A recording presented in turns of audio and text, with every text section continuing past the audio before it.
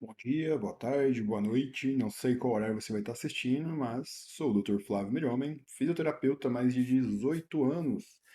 E hoje eu vim aqui para falar com vocês sobre escoliose idiopática. Aquela escoliose que a gente não tem uma causa, simplesmente ela apareceu. Conhecida também como escoliose juvenil, escoliose que inicia aí na primeira fase da adolescência, né, a transição da fase de criança para a fase de adolescente. A gente tem uma relação muito grande ali por conta de fatores de crescimento, né? Maturidade óssea na mulher, né? Na menina, a menarca.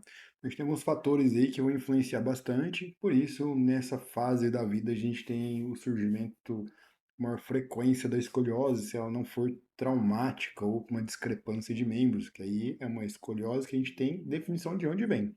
A idiopática, por si só, o nome já fala que a gente não sabe de onde ela está vindo, né? Então é uma escoliose que não tem causa definida, mas ela está presente. E aí hoje eu vou falar como que a gente avalia essa escoliose, como que a gente determina se há necessidade de uma intervenção ou não. Bom, aqui a gente já está vendo aqui nosso slide. Então, como eu disse, nós vamos falar hoje sobre a avaliação da escoliose idiopática baseada nas diretrizes da SOSORT. Para quem não conhece, a SOSORT é a maior associação que a gente tem no mundo, né, que dita as diretrizes de como a gente tem que avaliar, entender, prescrever e tratar a escoliose. Então, quem quer especializar nessa região, nessa parte de escoliose, tratamento de escoliose em si, tem que conhecer a SOSORT e dali as diretrizes vão para o mundo todo e a gente acaba aplicando porque é um embasamento científico muito forte e eles direcionam com muita qualidade o que a gente tem ou não que fazer. A escoliose ela é frequentemente mal interpretada, então as pessoas acham que toda a curva escoliótica deve ter uma intervenção, então se você tem um desvio postural ali que já considera uma escoliose, você precisa ter uma intervenção, mas o que a gente entende hoje é que não é assim que funciona. Então, nem toda curva precisa de tratamento, mas algumas podem evoluir rapidamente. Então, se nem toda curvatura precisa de tratamento e algumas evoluem rapidamente, não é mais fácil tratar todas? Não, em questão de tempo e dinheiro do nosso paciente, né? E às vezes algumas escolioses ali, elas vão estabilizar e às vezes vão até melhorar, regredir de certa forma aí com o tempo.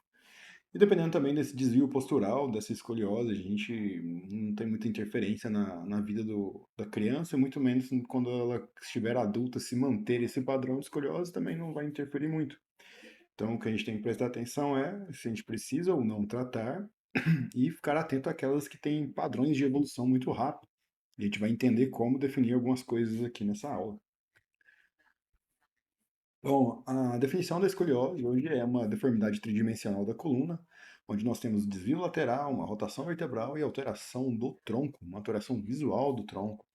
Então, antigamente a gente acreditava que era muito mais um desvio lateral, né? Uma escoliose em S, uma escoliose em C, uma torácica em C, uma torácica em uma lombar em C, e aí chamando as duas formando um S. Mas hoje a gente entende que tem um fator rotacional muito grande ali na escoliose.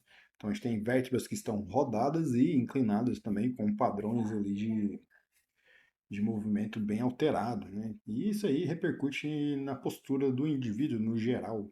Então, um ombro mais alto, um tronco mais rodado para um lado em relação ao outro, cabeça um pouquinho mais inclinada, uma pelve mais alta, enfim, aquelas alterações mais tradicionais que nós já vemos no dia a dia de alguns pacientes que vêm para a gente.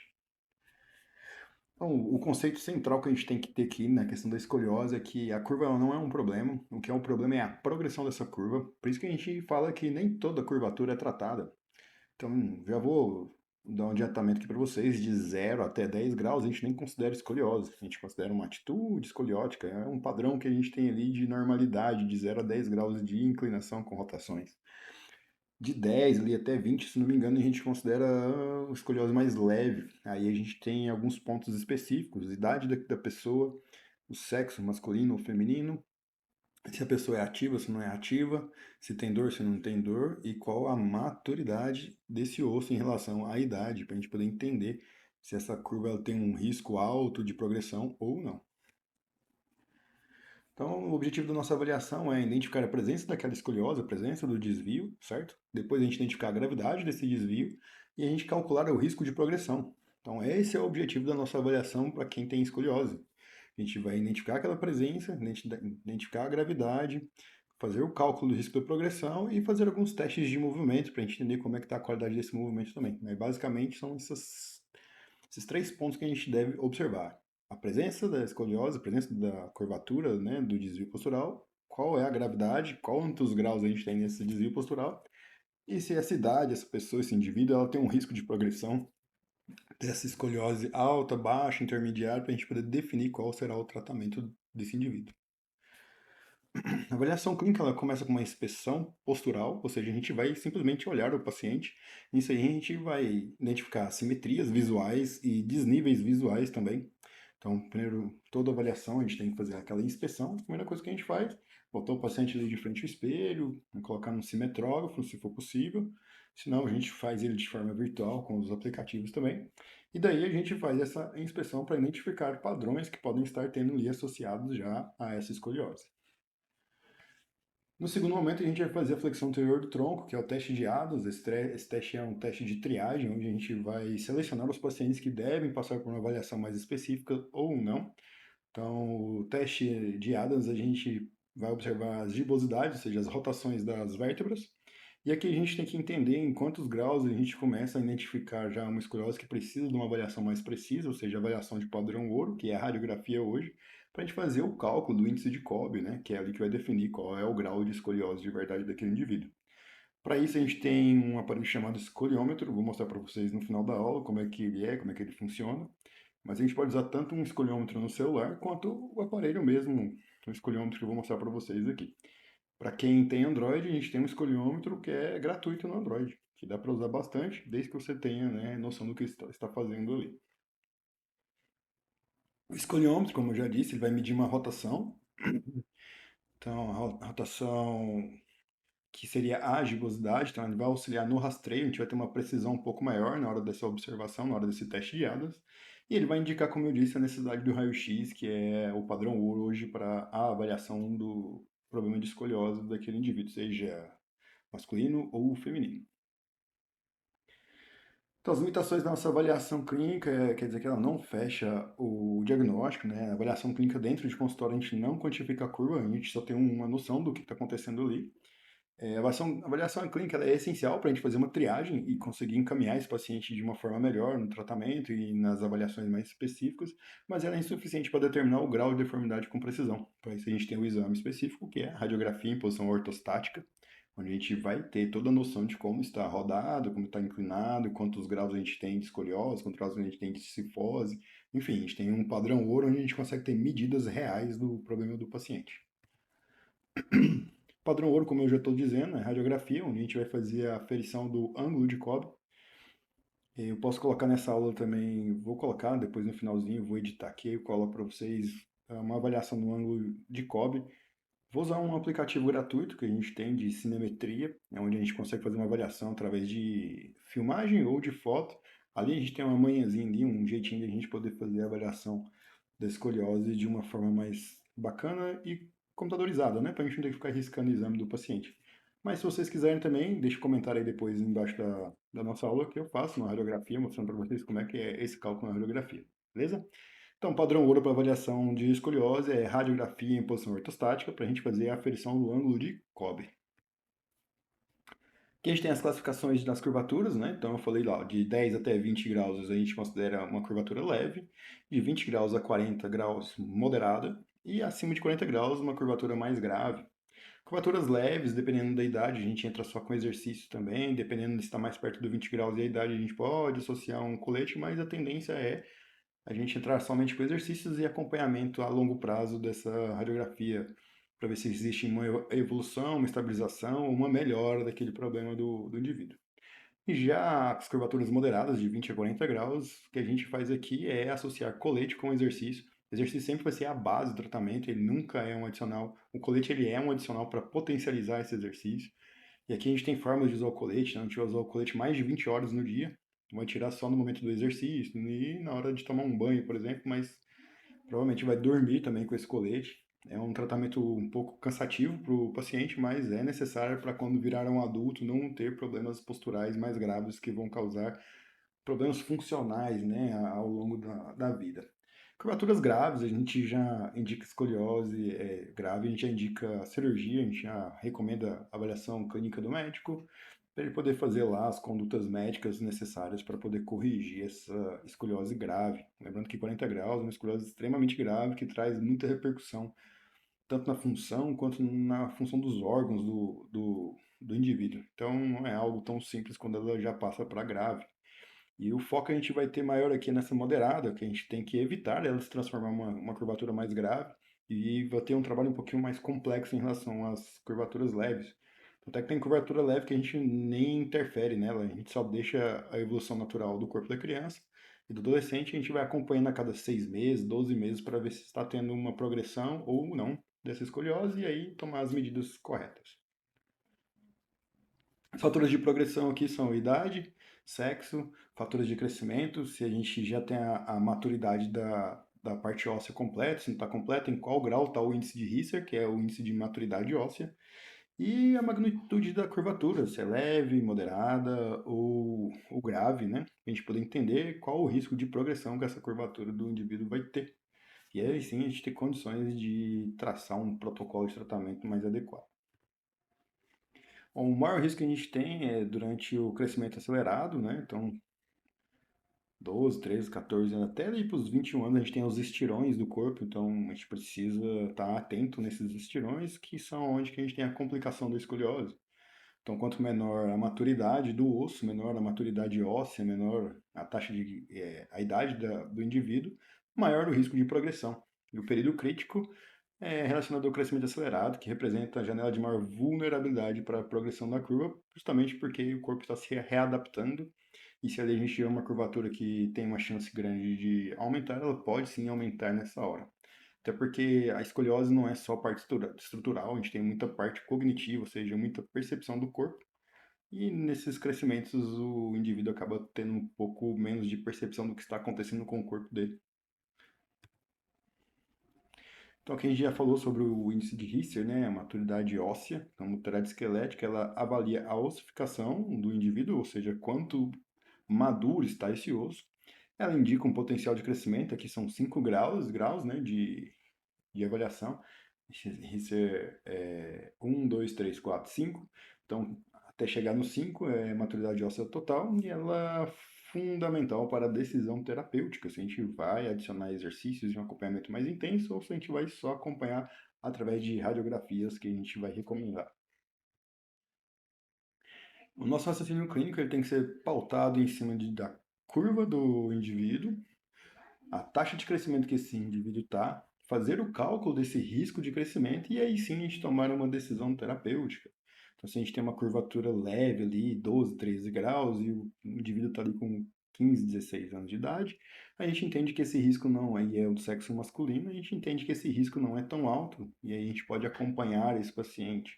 Agora, se a gente tem uma criança ali de 12 anos de idade, do sexo feminino, maturidade óssea ainda está no Risser 1, Risser 1 para 2, e o risco de progressão é altíssimo por ser do sexo feminino, idade e maturidade óssea baixa, a gente vai tomar uma decisão já de intervenção ou com colete, ou só o exercício, enfim, a gente vai definir através dessa curvatura e definindo o risco da curvatura para poder saber o que, que a gente vai conduzir. Então, a decisão clínica ela é baseada no risco. Então, baixo risco, a gente recomenda observar. Riscos moderados, a gente entra com exercícios. E alto risco de progressão, a gente entra com exercícios e colete. Lembrando que exercício sempre vai ser padrão ouro, ele sempre vai estar incluído aí no tratamento do indivíduo. As intervenções que a gente tem são os exercícios de correção 3D e estabilização, são exercícios específicos para escoliose, com padrões respiratórios, rotações do tronco, correções de curvatura, tudo de forma ativa. E o colete para auxiliar na redução da progressão dessa escoliose. Então, o exercício vem como base e o colete vem como suporte para não deixar evoluir o problema do paciente.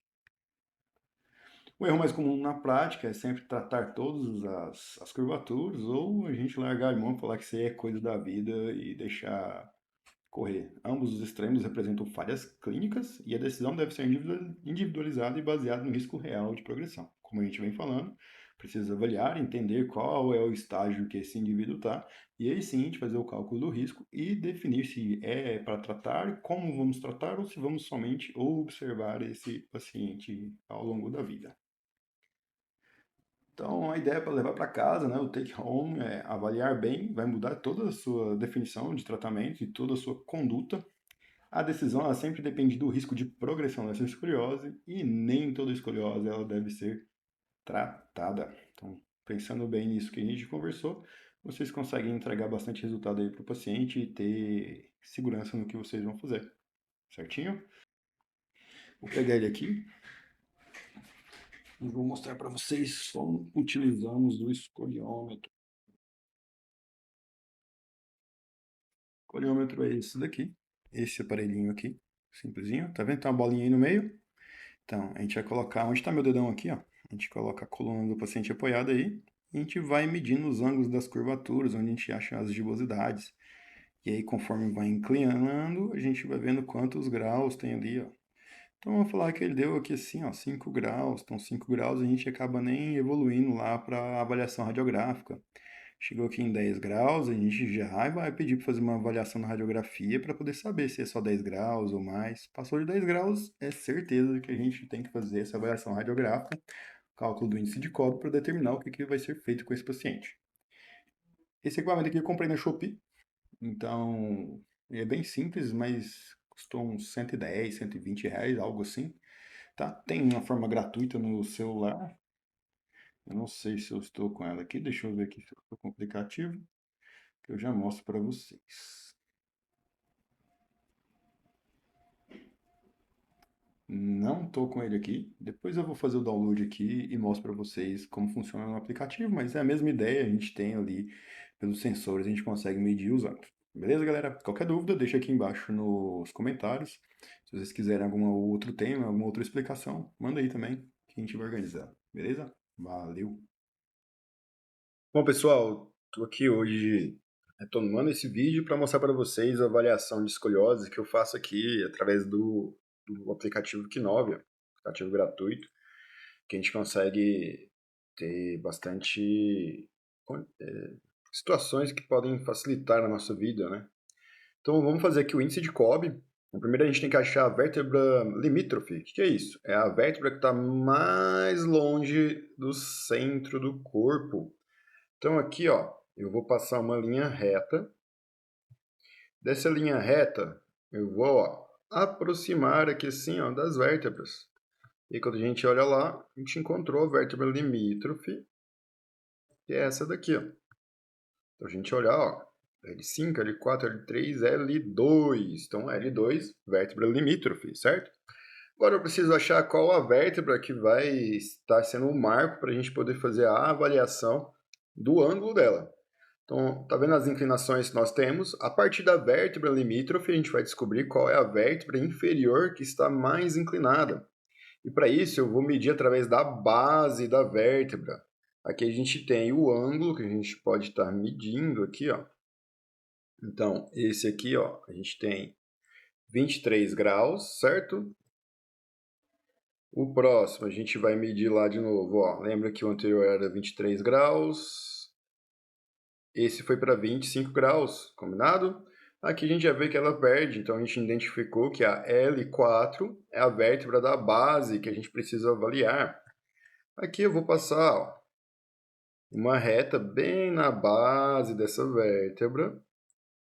E aqui já achei a primeira vértebra que eu vou avaliar.